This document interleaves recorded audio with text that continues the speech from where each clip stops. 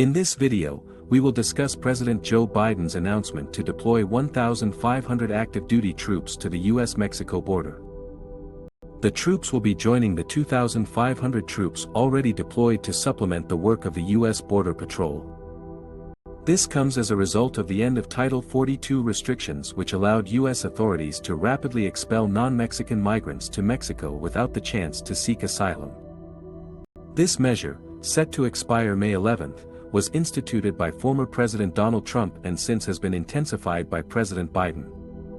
Officials are now bracing for the end of Title 42 next week, and the El Paso, Texas border city has already declared a state of emergency, expecting an influx of over 35,000 asylum seekers who are currently stuck in the Mexican sister city of Juarez.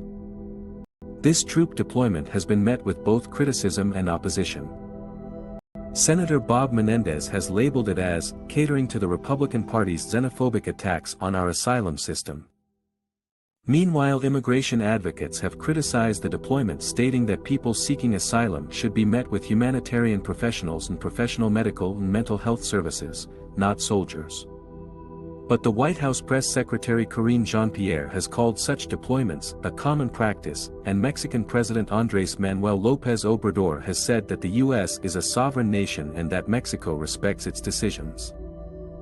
The 1,500 troops are reportedly arriving at the U.S.-Mexico border by May 10, where they will be conducting ground-based monitoring, data entry, and warehouse support. While this is meant to free up the border agents, the military are not to execute law enforcement duties. The Pentagon leaders are also looking for ways to replace the active duty personnel with those from the reserve force. This deployment is yet another example of the Biden administration's approach to immigration as tensions run high in this politically charged climate. Tune into our next video to find out what will happen next and how this deployment might affect the already delicate situation on the U.S.-Mexico border.